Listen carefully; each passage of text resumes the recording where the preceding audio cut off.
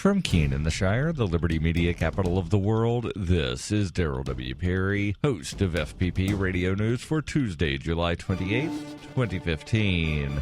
Silver is trading at $14.62 per ounce. Gold is valued at $1,095 per ounce. And according to BitcoinAverage.com, the average price of Bitcoin is $295.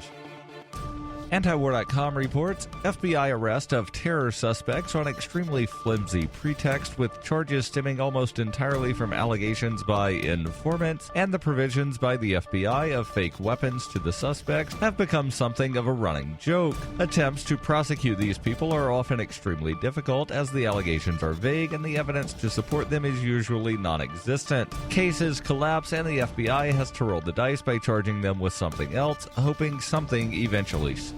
Yet officials are defending speedy detentions of people under surveillance, even when there's no real evidence of wrongdoing, insisting that they are surveilling so many people at this point that it's getting kind of unwieldy, and that the Islamic State suspects are considered so unpredictable that they just can't afford to wait until those guys actually do something wrong that they can build an actual case around. One top official rejected the idea that not being able to prosecute detainees for lack of evidence was a problem, saying that's the price you have to pay to prevent violence. The arrest first, ask questions later strategy is drawing some criticism for being an inefficient way to gather intelligence. Bizarrely, there seems to be a lot of criticism of the obvious corollary that the FBI is in so many cases arresting people on vague suspicions of unspecified wrongdoing and can't prove anything. Prosecutions may be struggling, but it never seems to even dawn on the FBI that the people they are choosing to railroad might in fact not be guilty in the first place.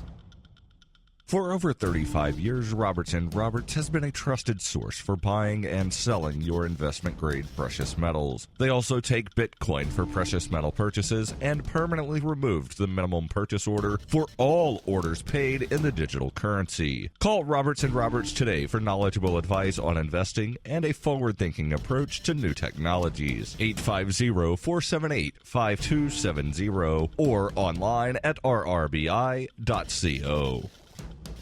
UPI reports the Oklahoma State Supreme Court again ordered the removal of a statue of the Ten Commandments from the state capitol grounds after denying an appeal on Monday. The 9 justices turned down an appeal from the Oklahoma Capitol Preservation Commission to rehear the case less than 1 month after the court originally ordered for the monument to be taken down. The court said the Oklahoma State Constitution in Article 2, Section 5 bans the use of public property for the benefit of any religious purpose. Even though the Ten Commandments monument was paid for with private funds, the court said it is on public property and benefits or supports a system of religion and is therefore unconstitutional. Oklahoma Attorney General Scott Pruitt's office, on behalf of the commission, filed the petition for a rehearing, arguing the monument should remain, citing a 2005 case in which the U.S. Supreme Court said the presence of the Ten Commandments on the grounds of the Texas state capitol did not violate the U.S. Constitution's Establishment Clause. Chief Justice John Reif wrote in Monday's ruling, "We carefully consider the arguments of the commission and find no merit warranting a grant of rehearing." In early July, Oklahoma Governor Mary Fallin said she would consider a move to rewrite the Oklahoma Constitution to make the monument legally permissible on state grounds.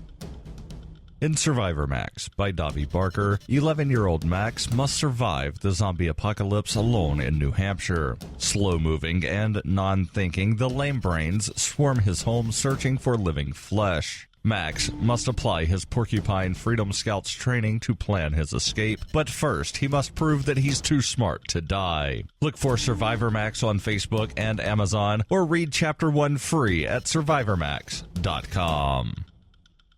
Reuters reports the U.S. Olympic Committee on Monday rescinded Boston's bid to host the 2024 Olympic Games after the mayor said his city's taxpayers could not afford to host the large-scale event. The move was met with relief by Massachusetts officials who had faced an active opposition campaign that fought the idea of hosting the Summer Games, forecast to cost more than $8.6 billion from the moment the USOC in January picked Boston over other major U.S. cities, including Los Angeles, Washington, and San Francisco. The USOC said it still hoped to pick a U.S. candidate city to compete for the Games against a lineup including Paris, Rome, Budapest, and Hamburg, Germany.